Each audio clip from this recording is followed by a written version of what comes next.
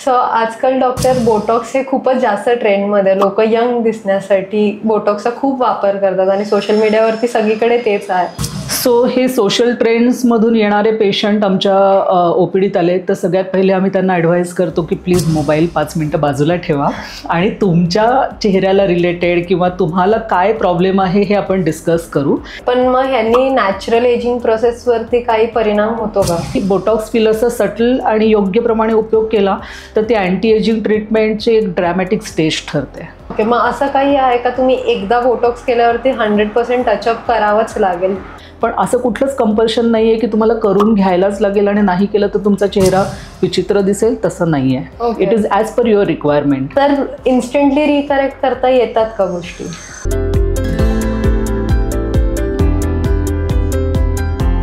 नमस्कार, मी तुमची होस्ट ऐश्वर्या पवार. तुमचं सर्वांचं पुन्हा एकदा स्वागत करते डिजिडॉग पॉडकास्टवरती. आज आपल्यासोबत आहेत doctor Swapna Athawale. She is a plastic surgeon आणि आम्ही या गोष्टीवरती चर्चा करणार आहोत की आजकाल सोशल मीडियावरती बऱ्याच अशा ट्रेंड चालू आहेत की बोटॉक्स आणि फिलर्स यंग एजमध्ये खूप करतात. तर खरंच या ट्रेंड फॉलो करणं कितपत योग्य आहे या गोष्टीवरती आज आपण बोलूयात. चला आपण सुरुवात करू. नमस्कार doctor, welcome to our podcast. So एक थोडक्यात तुमच्याबद्दल व्ह्युअर्सला सांगा. मी डॉक्टर स्वप्ना आठवले. मी प्लास्टिक ॲस्थेटिक सर्जरी प्रॅक्टिस करते पुण्यामध्ये. गेले 15 वर्ष आम्ही ॲस्थेटिक प्लास्टिक सर्जरीच्या वेगवेगळ्या प्रोसिजर्स वेगवेगळ्या ठिकाणी पुण्यात करत आहोत आणि आता आमचं cosmetic aesthetic advance centre law college रोडला आहे पुणे, कॉस्मोग्राफ नावाने. तर आता आपण बऱ्याच गोष्टींबद्दल चर्चा करतो. तर आजचा विषय आहे बोटॉक्स आणि फिलर्सबद्दल आपण थोडी माहिती करून घेणार आहोत गप्पांच्या स्वरूपात.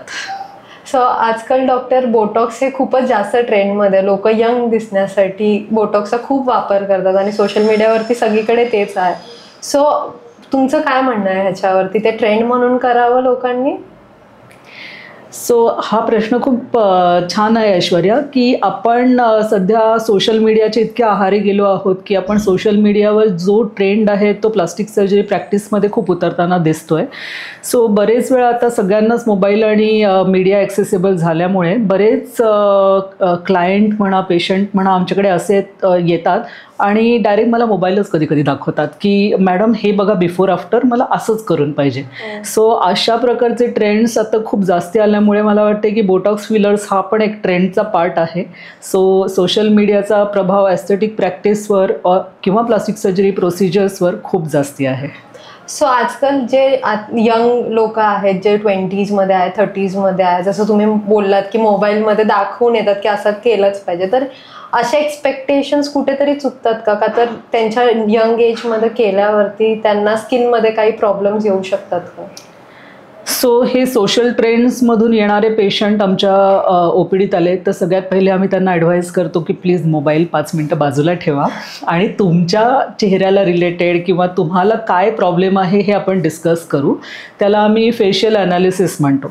मग फेशियल ॲनालिसिसमध्ये आपण पेशंटशी बोलत असताना बऱ्याच वेळा त्यांचे चेहऱ्यावरचे एक्सप्रेशन, त्यांचे एज रिलेटेड प्रॉब्लेम, त्यांच्या स्किनला झालेले वेगवेगळे प्रॉब्लेम हे आपण क्लिनिकली तपासतो आणि त्याच्याप्रमाणे आपण पेशंटला कस्टमाइज ट्रीटमेंट प्लॅन ॲडवाईस करतो. पेशंटला काय पाहिजे करून ह्याच्यापेक्षा आपण काय बेटरमेंटसाठी करू शकतो हा जास्त इम्पॉर्टंट पार्ट आहे. ओके, पण मग ह्यांनी नॅचरल एजिंग प्रोसेसवरती काही परिणाम होतो का? सो बोटॉक्स आणि फिलर्सचे ट्रेंड आहेत त्याच्यामुळे नॅचरल एजिंग प्रोसेसवर परिणाम नाही होत, पण नॅचरल एजिंग प्रोसेसमुळे जो तुमचा टायर्डनेस किंवा एक सॅगी फेस झालेला आहे किंवा टायर्ड फेस लुक आहे किंवा अँग्री फेस लुक आहे, या एक्सप्रेशनमध्ये तुम्हाला खूप सारे बदल करता येतात. सो मी म्हणेन की बोटॉक्स फिलरचा सटल आणि योग्य प्रमाणे उपयोग केला तर ते अँटी एजिंग ट्रीटमेंटची एक ड्रॅमॅटिक स्टेज ठरते. What is the biggest misconception on Botox? जे पेशंट्स तुमच्याकडे येतात ते तुम्हाला असं काहीतरी कॉमन क्वेश्चन जे असेल सगळ्यांच्या मनात असेल ते कोणतं आहे? सो बरेच वेळा आता आम्ही ऑब्झर्व करतो की बोटॉक्स आणि फिलरसाठी स्वतःहून मागणी करून येणारे पेशंट आहेत ते बरेच वेळा बोटॉक्स फिलर्सचा थोडाफार अभ्यास करून आलेले असतात. सो बोटॉक्स फिलर्सबद्दल मिसकन्सेप्शन हे जनरल पॉप्युलेशनमध्ये आहेत की जे समोर येऊन बोटॉक्सची ट्रीटमेंट करायला घाबरतात. तर मिसकन्सेप्शन्स मोस्ट कॉमन कुठले आहेत की बोटॉक्सनी एक तुमचा आर्टिफिशियल फेस एक्सप्रेशन लेस फेस होतो का.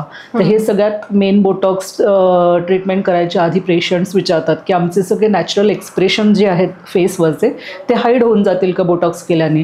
तर नाही, तसं नाही आहे. बोटॉक्स हे योग्य टेक्निकनी योग्य युनिट्समध्ये तुम्ही इंजेक्ट करून घेतलं आणि योग्य पर्सनकडनं, म्हणजे बोटॉक्स हे इंजेक्शन तुम्ही प्लास्टिक सर्जन किंवा कॉस्मेटिक डर्मॅटॉलॉजिस्टकडनं तुम्ही इंजेक्ट करून घेतलं तर त्यांना फेशियल अनाटॉमी ही इतकी छान माहिती असते की कुठे नर्व्ज आहेत, कुठे मसल्स आहेत आणि कुठल्या भागात किती युनिट्स इंजेक्ट करायचे, ह्याच्यावरनं तुम्हाला कुठले एक्सप्रेशन मॉडिफाय करायचे आहेत त्याप्रमाणे आपल्याला रिझल्ट्स देता येतात. सो मिसकन्सेप्शनचा पार्ट आहे की एक्सप्रेशन लेस फेस होतो का. तर नाही, योग्य प्रकारे तुम्ही इंजेक्ट केला, योग्य रिझनसाठी इंजेक्ट केलं तर एक्सप्रेशन लेस फेस होत नाही. आणि दुसरं म्हणजे सगळ्यात मोठं मिसकन्सेप्शन बोटॉक्सच्या बाबतीत आहे की बोटॉक्स हे फक्त ॲस्थेटिक प्रोसिजरसाठी वापरलं जातं का. तर बोटॉक्स हे ॲस्थेटिक प्रोसिजर सोडूनही बऱ्याचशा न्यूरोमस्क्युलर डिसऑर्डर्स असतात, जसं स्पास्टिसिटी असते, पॅरालिसिसचे पेशंट असतात, सेरेब्रल पाल्सीचे लहान मुलं असतात, हातापायाची बोटं अकडलेले पेशंट असतात. तर या पेशंटमध्ये पण आम्ही बोटॉक्स बऱ्यापैकी वापरतो. तसंच ॲक्झिलरी बॅड स्मेलिंग किंवा खूप घामामुळे जी दुर्गंधी येते त्याच्यासाठी पण आजकाल बोटॉक्सचा वापर खूप वाढलेला आहे. मायग्रेनसाठी बोटॉक्स वापरता येतं. नंतर ब्रुक्सिझम म्हणजे दात टाईट झाले असतील मसम स्पाझममुळे तर त्याच्यासाठी बोटॉक्स वापरता येतं. सो असे ॲस्थेटिक सोडून खूप सारे बोटॉक्सचे यूज आहेत. सो मला वाटते की बऱ्याच लोकांना बोटॉक्स म्हटलं की फक्त ॲस्थेटिक्स किंवा गुड लुकिंगसाठीच वापरतो असं माहिती असतं, पण इतर गोष्टींसाठी पण बोटॉक्सचा म्हणजे भरपूर प्रमाणात वापर केला जातो. तसंच बोटॉक्सची ट्रीटमेंट बरेच पेशंटला मिसकन्सेप्शन असतं की बोटॉक्स केलं की झालं, आता मला परत यायला लागणार नाही ना. तर तसं नाही आहे. बोटॉक्स केल्यानंतर ती साधारण त्याचा इफेक्ट आहे तो 6 ते 8 महिने राहतो, काही काही वेळा वर्षभर राहतो आणि मग त्याच्यानंतर तुम्हाला टचअप सेशनला यायला लागतं. मे बी युनिट्स रिक्वायरमेंट कमी होतात पण बोटॉक्स केल्यानंतर टचअप लागू शकतो. ओके, मग असं काही आहे का तुम्ही एकदा बोटॉक्स केल्यावरती 100% टचअप करावंच लागेल? आता बोटॉक्स केल्यानंतर परत यावंच लागेल का तर कंपल्सरी नाही आहे. तुम्हाला काही ऑकेजन असेल किंवा तुम्ही एक लेट 30s अर्ली 40sमध्ये असाल आणि तुमच्या घरी फंक्शन असेल, ऑकेजन असेल तर तुम्हाला त्या रिलेटेड एखाद वेळा बोटॉक्स फिलर्स करून घ्यायचं असेल आणि परत तुम्ही नाही आला तर त्या केलेल्या बोटॉक्स फिलर्सचे इफेक्ट साधारण 1 वर्षभर राहणार आहे आणि तुम्हाला टचअप करायची गरज वाटल्यास तुम्ही परत या. पण असं कुठलंच कंपल्शन नाही आहे की तुम्हाला करून घ्यायलाच लागेल आणि नाही केलं तर तुमचा चेहरा विचित्र दिसेल, तसं नाही आहे. It is as per your requirement. पण त्याचा इफेक्टच एवढा छान आहे की एकदा बोटॉक्स केलेला पेशंट हा युज्युअली 6 महिने, 8 महिने, 1 वर्षाने थोड्यातही टचअप युनिट्सला येणार आहे. Okay, so who is the right candidate to do aesthetic Botox? Aesthetic Botox करण्यासाठी राईट कॅन्डिडेट म्हणजे लेट 30s किंवा अर्ली 40sमध्ये तुम्ही चालू केलं, जेव्हा तुमचे फेशियल एक्सप्रेशन थोडे अँग्री लुक किंवा सुरकुत्या जास्ती दिसायला लागतात. मेनली अपर 1/3 पार्ट साठी एस्थेटिक लुकसाठी आम्ही बोटॉक्स करतो, जेणेकरून चेहऱ्यावर येणाऱ्या सुरकुत्या, सगळ्यात मोठ्या सुरकुत्या कपाळावर येतात, ज्या मधल्या मिडलाईनमध्ये येतात, आयब्रोजच्या वरती येतात आणि डोळ्याच्या आजूबाजूला ज्या रिंकल्स येतात त्याला आम्ही डायनॅमिक रिंकल्स म्हणतो. या सगळ्या डायनॅमिक रिंकल्स फेशियल एक्सप्रेशनमध्ये जास्त प्रॉमिनंट दिसतात. बोलताना, हसताना किंवा तुम्ही थोडेसे अँग्री लुक असेल तर अजून जास्त प्रॉमिनंट दिसतं. तर हे न्यूट्रलाइज करायचं असेल आणि तुम्हाला थोडासा sad looking face happy looking करायचं असेल तर या सटल बोटॉक्सच्या इंजेक्शननी खूप मोठा फरक पडतो. बट असं काही आहे की 30s नंतरच बोटॉक्स केलेलं बरोबर असतं का अर्ली स्टेजमध्ये, जेव्हा 20sमध्ये असतं, जेव्हा इवन कोणाचा सॅड फेस असेल त्यांना हॅपी करायचं असेल तर is that helpful in that case? Yes. आता तुम्ही चेहऱ्याचे कुठले मसल एक्सप्रेशनसाठी जास्ती वापरतात त्याप्रमाणे त्या मसलची हायपरट्रॉफी पण होऊ शकते आणि ती तुमच्या चेहऱ्याची ठेवण होऊ शकते. तर अर्ली 30sमध्ये किंवा लेट 20sमध्ये जेव्हा आम्ही बोटॉक्स करतो ते मेनली सुरकुत्यांच्या रिझनसाठी नसतं, तर थोडासा सॅड फेस आपण मॉडिफाईड हॅपी फेस करण्यासाठी पण असतं, कंटुरिंग चेंज करण्यासाठी असतं. आणि 40sमध्ये जे आपण बोटॉक्स करतो ते एस्थेटिकली बेसिकली डायनॅमिक रिंकल्ससाठी करतो, जे एजिंगमुळे त्या सुरकुत्या चेहऱ्यावर आलेल्या असतात त्या कमी करण्यासाठी 40s नंतर जे आपण बोटॉक्स करतो हे त्या सुरकुत्या घालवायला करतो. आणि अर्ली 20sमध्ये करतो ते फेशियल एक्सप्रेशन चेंज करण्यासाठी करतो. ओके सो युजली बोटॉक्स सोबत फिलर्स सुद्धा केले जातात most of the time. So what is the difference between Botox and fillers? So dynamic wrinkles आणि स्टॅटिक रिंकल्स हे 40 नंतर तुमच्या चेहऱ्यात होणारा बदल आहे, कारण चेहऱ्याचा जो फॅट कंटेंट असतो तो व्हॉल्यूम जाऊन सॅगी फेस होतो आणि रिंकल्स येतात. तर त्या डायनॅमिक रिंकल्ससाठी आपण बोटॉक्स देतो. बोटॉक्स हे जास्ती करून अप्पर 1/3 फेससाठी ॲस्थेटिकली जास्ती इंजेक्ट केलं जातं आणि फिलर्स हे चेहऱ्यात व्हॉल्यूम वाढवण्यासाठी केलं जातं. जसं 40s नंतर दोन्ही बाजूचे फोल्ड प्रॉमिनंट व्हायला लागतात, चीक फॅट कमी व्हायला लागतं, चेहरा उघडलेला दिसायला लागतो किंवा फेस सॅगी फेस दिसायला लागतो. तर तो फेस आपल्याला titre looking more aesthetically appealing करायचं असेल तर मोस्ट कॉमनली फिलर्स आणि बोटॉक्सचं कॉम्बिनेशन आम्ही यूज करतो. तर फिलर्स हे चेहऱ्याला लिपला इंजेक्ट करतो व्हॉल्यूम वाढवण्यासाठी, चीकला इंजेक्ट करतो, नोजला इंजेक्ट करतो. तर हे पेरी ऑर्बिटल म्हणजे डोळ्याच्या आजूबाजूला डार्क सर्कल कमी करण्यासाठी आपण फिलर्सचा वापर करतो. तर फिलर्स बोटॉक्सचं कॉम्बिनेशन हे 90% पेशंटला आम्ही कॉम्बिनेशनमध्येच यूज करतो.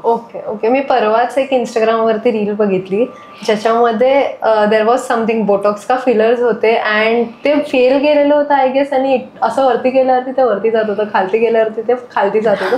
So what is that case exactly? So exactly मी तो व्हिडिओ बघितला नाही, पण असं जेव्हा मुवमेंट होते ते बोटॉक्स कधीच नसतं. बोटॉक्स हे मसलमध्ये अब्झॉर्ब होऊन जातं. हे फिलर्स हाय व्हॉल्यूममध्ये इंजेक्ट केल्याने असे इफेक्ट येऊ शकतात किंवा सगळ्यात कॉमनली असा इफेक्ट येतो चिन इम्प्लांटमध्ये. सो चिन इम्प्लांट हा तोंडाच्या आतून ऑपरेट करून चिन प्रॉमिनन्ससाठी वापरला जातो, पण कधी कधी त्याचा ॲडहेरन्स कमी झाला असेल बोनला किंवा त्यात तो डिस्प्लेस झाला असेल तर तो वरखाली सरकू शकतो. तो it might be chin implants rather than any botox or fillers. Okay so usually botox and फिलर्समध्ये कुठले रिस्क इन्व्हॉल्व्ड आहेत आणि असं कधी केस होतो का की जिथे बोटॉक्स फिलर्स पण फेल गेलेले आहेत? सो बोटॉक्स फिलर्स फेल गेलेले आहेत किंवा 0.01% मी रिस्क फॅक्टर म्हणेन की तुम्ही बोटॉक्स आणि फिलर्स हे क्वालिफाईड सर्टिफाईड प्लास्टिक किंवा डर्मॅटॉलॉजिस्टकडनं करून न घेता छोट्या मोठ्या सेंटरला केले, नॉन क्वालिफाईड पर्सनकडनं केले की ज्यांना फेशियल वॅस्क्युलर ॲनाटॉमी माहिती नाही आहे, तर अशा ठिकाणी हे थोडेसे प्रॉब्लेम करू शकतात आणि ते प्रॉब्लेम मोठ्या प्रमाणात तुम्हाला फेस नंतर करायला लागू शकतात की जेणेकरून ते रक्तवाहिनीमध्ये गेले तर त्या बाजूचा छोटासा पार्ट काळा पडू शकतो. सो हे खूप इम्पॉर्टंट आहे की तुम्ही कोणाकडून करून घेताय, बोटॉक्स फिलर्स कोणाकडून करून घेताय आणि कुठल्या रिजनमध्ये करून घेताय हे खूप इम्पॉर्टंट आहे. त्या पर्सनला अनाटॉमीचं पूर्ण नॉलेज असणं इम्पॉर्टंट आहे. सो मला वाटतं की if you are getting it done in good hands it should not fail. Okay but असे कुठले केस तुमच्याकडे येतात की ज्यांनी छोट्या मोठ्या सेंटर करून आलेले आहेत, फेल गेला आहे, now they want to correct it? So आपल्याला करेक्ट करायचं असेल तर बोटॉक्स हा रिव्हर्सिबल फॅक्टर्स आहेत, कारण की बोटॉक्सने अगदी 1-2 पेशंटमध्ये फेशियल नर्वचे विकनेस किंवा असे गोष्टी आम्ही बघितलेल्या आहेत की ज्या काही अनटुवर्ड इफेक्टमुळे झालेल्या आहेत पेशंटला, पण त्याच्यात आहे की 3 ते 6 महिन्यांनी हा इफेक्ट निघून जातो बोटॉक्सचा. त्याच्यामुळे ते पेशंट्स तर रिकवर होतातच होतात. टॉकिंग अबाउट फिलर्स हे आपण चुकीच्या ठिकाणी इंजेक्ट केले किंवा चुकीच्या चेहऱ्याच्या प्लेनमध्ये इंजेक्ट केले तर ते फिलर्स पेरी ऑर्बिटल म्हणजे डोळ्याच्या आजूबाजूचे फिलर्स आहेत ते कधी कधी आयलिड बॅकसारखे दिसू शकतात. सो ते फिलर्स चुकीच्या ठिकाणी इंजेक्ट गेले असतील किंवा त्याचा ओव्हरडोस झाला असेल किंवा त्याच्यामुळे बंपी लुक आला असेल तर ते आपल्याला म्हणजे हायलीज म्हणून एक इंजेक्शन येतं, त्यांनी आपल्याला न्यूट्रलाइज करता येतात. सो हे न्यूट्रलाइज करता येत असेल तरच तुम्ही फिलर्स इंजेक्ट करावेत असं माझ्या सगळ्या कलिग्स डॉक्टरला सल्ला राहील की हायलेजचा खूप चांगला उपयोग आहे की जेणेकरून चुकीचे फिलर्स पण करेक्ट करता येऊ शकतात. ओके बट आता बोटॉक्स फिलर्स युजली काहीतरी ओकेजन आहे, कोणाचं तरी लग्न आहे आणि function if you want to attend तेव्हा केले जातात आणि ह्या केसेसमध्ये जर फेल गेले तर इन्स्टंटली रिकरेक्ट करता येतात का गोष्टी? सो माझा असा ॲडवाईज राहील की ज्यांना बोटॉक्स आणि फिलर्स ही ट्रीटमेंट करायची आहे तर त्यांनी लग्नाच्या किंवा ऑकेजनच्या 1 महिना आधी करावी किंवा 3 आठवडे आधी करावी. कारण की बोटॉक्स आणि फिलर्स, बोटॉक्स केल्यानंतर आपल्याला इफेक्ट 48 to 72 आवर्समध्ये, कधी कधी 1 आठवडा बोटॉक्ससाठी थांबायला लागतं कम्प्लीट इफेक्ट दिसायला तुमच्या चेहऱ्यावर. आणि फिलर्सचा इफेक्ट पण, फिलर्स हायग्रोस्कोपिक असतात म्हणजे ते वॉटर अब्झॉर्ब करून त्याचा साईज वाढतो. सो फिलर्स केल्यानंतर पण फिलर्सचा जो लुक आहे तो तुमच्या चेहऱ्यावर एक 72 तासांनी किंवा 1 आठवड्याने जास्ती छान दिसणार आहे. सो माझा ॲडवाईज असा राहील की तुम्ही 2 ते 3 आठवडे आधी करून घ्या हे फिलर्स बोटॉक्स, जेणेकरून इन केस तुम्हाला थोडंसं करेक्शन लागलं किंवा डोस कमी जास्ती करायला लागला तर तुमच्याकडे 2 ते 3 आठवड्याचं हिलिंग टाईम असेल. अगदी लग्नाच्या 2 दिवस आधी प्लीज काही करू नका. सो असं पण काही मिसकन्सेप्शन आहे का की Botox is harmful for body? So Botox आणि फिलर्स हे कुठल्या डोसेसमध्ये द्यायचे ह्याचं रेग्युलेशन आहे. बोटॉक्स हा हार्मफुल एक स्पेसिफिक डोस क्रॉस केला तर होऊ शकतो, पण जे ॲस्थेटिक ट्रीटमेंटसाठी वापरतात ते hardly 50 units maximum 100 units full फेसला वापरतात. तर तो डोस आहे तो ॲस्थेटिकली व्हेरी सेफ डोस लिमिटमध्ये वापरतात. त्याच्यामुळे मला वाटत नाही की ॲस्थेटिक बोटॉक्स डोसनी काही प्रॉब्लेम होऊ शकतो. म्हणजे आम्ही जे न्यूरोलॉजिकल प्रॉब्लेमसाठी बोटॉक्स वापरतो ते खूप हाय डोसमध्ये वापरतो, ते या ॲस्थेटिक ट्रीटमेंटच्याही जास्ती डोसमध्ये वापरतो, कारण की ते मसल खूप स्ट्रॉंगली कॉन्ट्रॅक्ट झालेले असतात. पण ॲस्थेटिकचे डोस खूप सटल आणि कमी असतात. फेसला एवढे मोठे डोस लागत नाहीत. त्याच्यामुळे फेसला दिलेल्या बोटॉक्सचा हार्डली आम्ही काहीच साईड इफेक्ट बघितलेले नाही आहेत. ओके. आणि असं पण म्हणलं जातं की बोटॉक्सने फेस असं ऑकवर्ड दिसतो, असं काही आहे? एक्सप्रेशनलेस दिसतो का हा खूप प्रश्न आहे. तर एक्सप्रेशनलेस फेस दिसायला फेशियल नर्व्सच्या ब्रांचेसमध्ये आपण कधीच बोटॉक्स इंजेक्ट करत नाही. पण बोटॉक्स हे डायनॅमिक रिंकल्ससाठी यूज करतो आणि मेनली डोळ्याच्या वरच्या सुरकुत्या आणि फोरहेडवरचे रिंकल्स घालवण्यासाठी यूज करतो. तर त्यांनी फेशियल एक्सप्रेशन बाकीचे जे आहेत त्याच्यात काही फरक पडत नाही. Okay. So is there any options की बोटॉक्सचे जर आपल्याला टचअप्स नाही घ्यायचे असेल आणि सर्जरी करून परमनंटली ते फेस लिफ्ट तसा पाहिजे असेल तर सर्जिकल ऑप्शन्स पण काही अवेलेबल आहेत का? सो बोटॉक्स फिलर्सला आत्ता ॲस्थेटिक सर्जरीमध्ये खूप छान रिप्लेसमेंट ऑप्शन निघालेले आहेत. त्याला मी नॅनो फॅट ग्राफ्टिंग म्हणतो. नॅनो फॅट ग्राफ्टिंग म्हणजे तुमच्या शरीरातलं फॅट आपण थोडंसं लायपोसक्शन करून काढतो, ते नॅनो फॅटमध्ये कन्वर्ट करतो आणि ते नॅनो फॅट आपण चेहऱ्याला व्हॉल्युमाइज करायला वापरतो. सो जो सॅगी फेसचा गेलेला व्हॉल्यूम आहे तो या नॅनो फॅट व्हॉल्यूम रिप्लेसमेंटसाठी वापरल्याने जे फॅट गेलेलं आहे ते रिप्लेस तुमच्या स्वतःच्याच फॅटनी केल्यामुळे तो ॲस्थेटिकली खूप बेटर दिसतो आणि तो फेसचा लुक आहे तो 5 ते 10 वर्ष पुढे कंटिन्यू राहतो आणि त्याने ॲस्थेटिकली स्किन पण बेटर होते, त्याच्याचबरोबर व्हॉल्यूम करेक्शन पण होतं. सो बोटॉक्स फिलर्स हे ज्यांना सर्जिकल गोष्ट नाही करायचे आणि फक्त एक 10 मिनिटाच्या ऑफिस प्रोसिजरमध्ये तुम्हाला रिकवर व्हायचं तर बोटॉक्स फिलर्स हे ऑप्शन खूप चांगलं आहे. पण तुम्हाला सर्जिकली अंडर ॲनेस्थेसिया हे एक ऑप्शन खूप चांगलं आहे, पण हे ऑप्शन आहे ते 5 ते 10 वर्ष टिकणार आहे तुमच्याकडे. सो आता आम्ही दोन्ही ऑप्शन पेशंटला ऑफर करतो आणि बरेचसे पेशंट हे आजकाल फॅट ग्राफ्टिंगचेही ऑप्शन चूज करायला लागले आहेत कारण त्याला टचअप सेशन लागत नाही. सो जेव्हा if anyone chooses surgical option तर त्यांना ॲडमिशनची गरज असते की how is the whole process?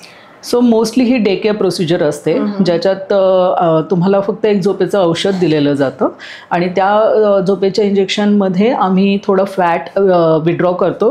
Mainly थाईसचं, इनर थाईसचं फॅट असतं किंवा टमीचं फॅट असतं, excess amount of fat lower टमीमध्ये असतं. ते फॅट आम्ही काढून घेतो सिरिंजमध्ये, ते नॅनो फॅटमध्ये कन्वर्ट करतो आणि मग ते फेसला आम्ही इंजेक्ट करतो. सो ही प्रोसिजर ही युजली डे केअर प्रोसिजर आहे आणि त्याच्यासाठी पूर्ण दिवसाची ॲडमिशन किंवा पूर्ण भूल लागतही नाही. खूप सेफ प्रोसिजर आहे आणि खूप सॅटिस्फाईंग प्रोसिजर आहे. सो हे फॅट इंजेक्ट केल्यानंतर 6 to 8 वीक्समध्ये तुम्हाला ॲस्थेटिकली खूप बेटर लुक येतो आणि तो युजली 5 ते 7 वर्ष टिकणारा लुक येतो. सो फॅट ग्राफ्टिंग पर्सनली तुम्हाला विचारशील तर बोटॉक्स आणि फिलर्स ही खूप शॉर्टकट प्रोसिजर आहे, खूप कमी रिस्कची, खूप कमी वेळात होणारी प्रोसिजर आहे.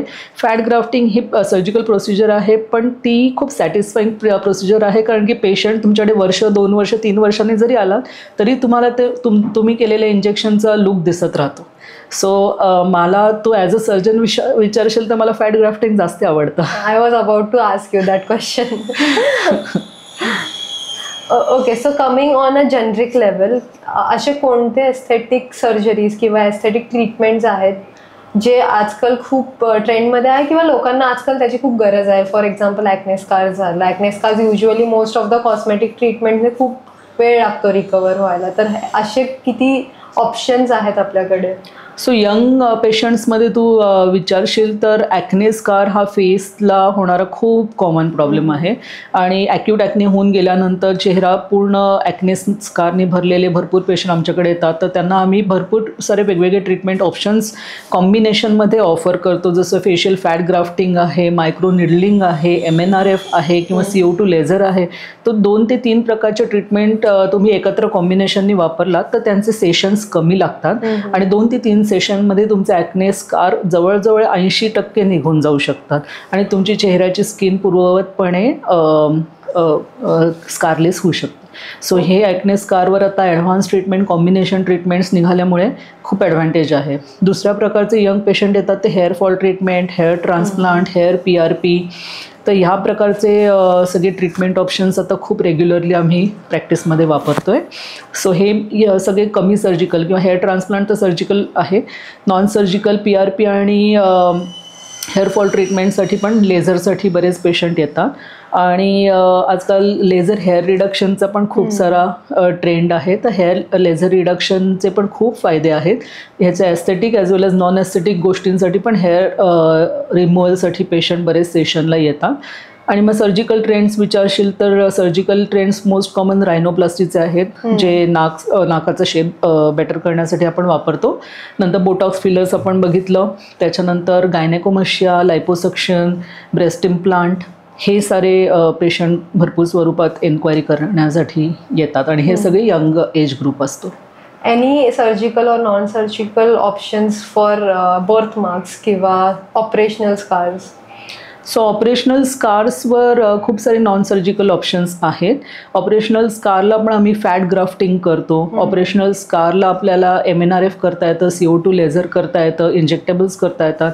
तर ह्या सगळ्या गोष्टींनी ऑपरेशनल स्कार्स हे पहिल्यापेक्षा खूप बेटर होऊ शकतात. ते खड्डा असलेले स्कार असतील किंवा अनइवन स्किनवाले स्कार असतील तर स्कार रिव्हिजन हे एक टेक्निक आहे आणि स्कार रिव्हिजनबरोबर आम्ही कॉम्बिनेशन ट्रीटमेंट वापरतो, जेणेकरून आम्ही जो दिलेला स्कार असतो तो एकदम एक छोट्या लाईनसारखा दिसतो. बरेच पेशंट आजकाल टॅटू एक्सिजनसाठी पण येतात की कोणाचं नाव लिहून घेतलं आणि आता ते नाव आपल्याला मिटवायचं आहे, तर तो सगळ्यात बेस्ट ऑप्शन आहे लेझरचा. पण लेझरनी सगळ्या कलरचे टॅटू जात नाहीत आणि जास्ती सेशन लागतात. कधी कधी लेझरमुळे स्किन बर्न्स होतात. तर असे टॅटू सर्जिकल एक्सिजनसाठी पण प्लास्टिक सर्जनकडे खूप रेग्युलरली येतात. तर हे सगळे आता एस्थेटिक रिलेटेड प्रॉब्लेम्स खूप कॉमन झालेत. इज इट ट्रू की टॅटू रिमूव्हल लेझरने केल्यावरती स्कार्स पडतात? सो लेझरनी टॅटू रिमूव्हल करायला तुम्हाला एक 6 ते 8 सेशन लागतात. सगळ्या प्रकारचे टॅटू लेझरनी जातात असं नाही.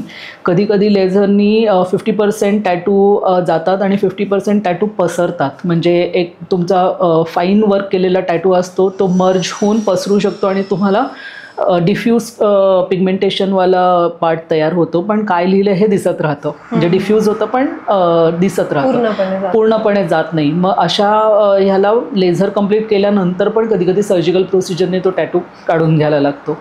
आणि पिगमेंट कुठल्या कलरचा आहे ह्याच्यावर पण खूप सारं डिपेंड असतं की ते लेझरने जाणार का नाही.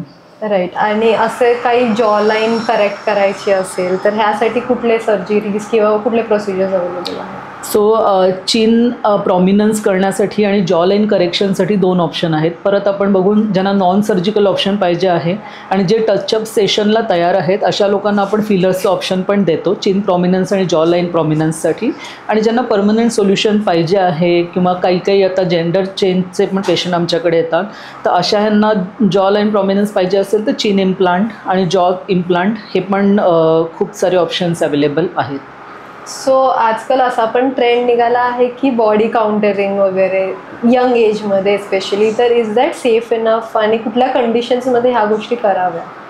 सो बॉडी कंटुरिंग म्हणजे लायपोसक्शन, लायपोसक्शन हे बॉडी कंट्रोलिंगचं खूप चांगलं साधन आहे. मुलांमध्ये आजकाल विचारशील तर 15-16 वर्षाची मुलं जी कॉलेज गोईंग किंवा 10वी पास होऊन जस्ट कॉलेजला गेली असतील तर अशा ह्याच्यात हॉर्मोनल चेंजमुळे किंवा सध्या प्रोटीन पावडर आणि हाय प्रोटीन डाएटमुळे ब्रेस्टचा साईज वाढताना दिसते मुलांमध्ये, ज्याला आपण गायनेकोमॅस्टिया म्हणतो. सो गायनेकोमॅस्टिया ही खूप ऑकवर्ड सिच्युएशन आहे की कॉलेजमधल्या मुलांना टाईट शर्ट घालता येत नाही आहे किंवा त्यांना थोडं टीझिंग केलं जातं आहे बिकॉज ऑफ ब्रेस्ट प्रॉमिनन्स. तर अशा सगळ्या मुलांमध्ये लायपोसक्शन केल्याने खूप एक कॉन्फिडन्स रिगेनचा पार्ट येतो, बॉडी लँग्वेज पॉझिटिव्ह होते, पब्लिक अवेअरनेस किंवा पब्लिकमध्ये ड्रेसिंग कॉन्फिडन्स वाढतो. तर ह्या सगळ्या म्हणजे ज्याचा मेंटल ह्याच्याशी खूप संबंध आहे. तर लायपोसक्शन आणि बॉडी कंट्रोलिंग हे मुलांमध्ये आम्ही मेनली गायनेकोमॅस्टियासाठी या एज ग्रुपमध्ये करतो यंग. आणि मुलींमध्ये पण ओबेसिटीचं जे प्रमाण आहे जे आता साधारण 15-16 वर्ष ते 25 वर्षाच्या मुलींमध्ये पण ओबेसिटीचं पॉप्युलेशन वाढत चाललेलं आहे. तर अशामध्ये आम्हाला थोडंसं बॉडी कंट्रोलिंग किंवा ब्रेस्ट रिडक्शन करायला लागू शकतं किंवा लायपोसक्शन करायला लागू शकतं. आणि हे जेवढं एस्थेटिकली इम्पॉर्टंट आहे तेवढं त्यांच्या पर्सनल बॉडी कॉन्फिडन्ससाठी आणि मेंटल हेल्थसाठी पण कधी कधी इम्पॉर्टंट वाटतं मला, की जेव्हा तुमचा सेल्फ बॉडी इमेज आणि कॉन्फिडन्स वाढतो तेव्हाच तुम्ही स्वतःला चांगलं प्रेझेंट करू शकता. सो असे यंग पॉप्युलेशनचे जे प्रॉब्लेम आहेत ते बॉडी कंट्रोलिंगनी खूप प्रमाणात सॉल्व्ह होऊ शकतात. बट काही side effects because it is suggested to do in a very young age, तर मग ह्याचे काही साईड इफेक्ट्स पुढे जाऊन लाईफमध्ये होऊ शकतात? पुढे जाऊन युजली मुलींमध्ये तर लायपोसक्शन केल्याने पुढे जाऊन प्रेग्नन्सी असते किंवा ब्रेस्ट फिडिंग असतं. तर प्रेग्नन्सी आणि ब्रेस्ट फिडिंगमध्ये युजली काहीही फरक पडत नाही. लायपोसक्शन हे एक्सेस अमाऊंट ऑफ फॅट रिमूव्हलचं प्रोसिजर आहे. सो हे लायपोसक्शन बऱ्यापैकी सेफ असल्यामुळे पुढे जाऊन तुम्हाला ह्या सगळ्या गोष्टींमध्ये काही फरक पडत नाही. Okay. To conclude on to avoid these all surgeries किंवा ह्या सगळ्या गोष्टी, तर स्टार्टिंगपासून कुठली लाईफस्टाईल किंवा कशी लाईफस्टाईल आपण मेंटेन केली पाहिजे, मुलं असू दे किंवा मुली असू दे? सो लाईफस्टाईल मॉडिफिकेशन हे तर आता सगळ्यांचं ब्रीदवाक्य झाल्यासारखं झालेलं आहे. लाईफस्टाईल मॉडिफिकेशनमध्ये तुम्ही या सगळ्या गोष्टी आहेत अँटी एजिंगच्या, या थोड्याशा पोस्टपोन करू शकता का, तर पोस्टपोन करू शकतात. ह्याच्यात खूप चांगल्या प्रमाणात तुम्ही हेल्दी लाईफस्टाईल अडॉप्ट करू शकता. जसं रात्री 8 ते 10 तासाची झोप खूप कंपल्सरी आहे. झोपेची वेळ पण खूप महत्त्वाची आहे की रात्री 10 वाजले की झोपायचं, सकाळी 6 वाजले की उठायचं. आणि ह्याच्यात तुम्हाला थोडासा व्यायाम केला दिवसभरातनं, अर्धा-1 तास तुम्हाला काढता आला, 45 मिनिट्स 30 मिनिट्स तुम्ही कार्डिओ एक्सरसाइज किंवा स्वतःसाठी काही व्यायाम केला, योगासनं केली, तर ह्याच्याने तुमचं सर्क्युलेशन, हॉर्मोनल चेंजेस होऊन खूप सारे चांगले हॉर्मोन सिक्रेट होणार आहेत की जे तुम्हाला लाईफ लॉंग गुड लाईफस्टाईलसाठी काम करणार आहेत. अँटी एजिंगचा पण पार्ट ह्याच्यात आहे. फूड आणि डाएट हे खूप इम्पॉर्टंट पार्ट आहे. तेच अँटीऑक्सिडंट डाएट आणि हाय प्रोटीन डाएट आणि लेस कॅलरीज असलेलं डाएट, कमी शुगर असलेलं डाएट हे तुम्ही घ्यायला लागलात तर ते पण तुम्हाला अँटी एजिंग म्हणून काम करणार आहेत. तसंच आजकाल अल्कोहोल, स्मोकिंग ह्याचाही ट्रेंड खूप यंग एजमध्ये चालू होताना दिसतोय. अफोर्डेबिलिटी वाढली यंग पॉप्युलेशनची, त्यांना ॲक्सेस मिळाला आहे. आजकाल अल्कोहोल आणि स्मोकिंगसारख्या गोष्टी डिलिव्हर होऊ शकल्या घरी बसल्या. त्याच्यामुळे ह्याचा यंग पॉप्युलेशनच्या ह्याच्यावर खूप मोठा पगडा दिसतोय. आणि ह्या सगळ्या व्यसनांपासून तुम्ही जितकं दूर राहाल तितकं तुमचं अँटी एजिंगची ट्रीटमेंट तुम्हाला घ्यायला लागणार नाही. तुम्ही 40ला आमच्याकडे याल instead of 30s and 20s. So मला वाटते गुड लाईफस्टाईल आणि बॉडी हॅबिट्सचा अँटी एजिंगशी खूप महत्त्वाचा संबंध आहे. राईट. फायनली जेव्हा एखाद्याला बोटॉक्स किंवा फिलर और एनी कॉस्मेटिक किंवा प्लास्टिक सर्जरीची ट्रीटमेंट करायची असेल तर what all things should they consider before going to any surgeon? So तुम्हाला बोटॉक्स फिलर्स करायचं आहे हे तुम्ही ॲक्च्युली प्लास्टिक सर्जनकडे येऊन त्यांना ठरवून देत की बोटॉक्स फिलर्सची गरज तुम्हाला आहे का नाही. कारण आजकाल अँटी एजिंगमध्ये खूप सारे ऑप्शन्स अवेलेबल आहेत, खूप सारे वेगवेगळे मशीन्स अवेलेबल आहेत. सो बोटॉक्स फिलर्स हा एक अँटी एजिंगच्या ट्रीटमेंटचा पार्ट आहे. तो बोटॉक्स आणि फिलर्स हीच फक्त अँटी एजिंग ट्रीटमेंट नाही आहे, तर 10 वेगवेगळ्या प्रकारचे ट्रीटमेंट ऑप्शन्स आपल्याकडे अवेलेबल आहेत.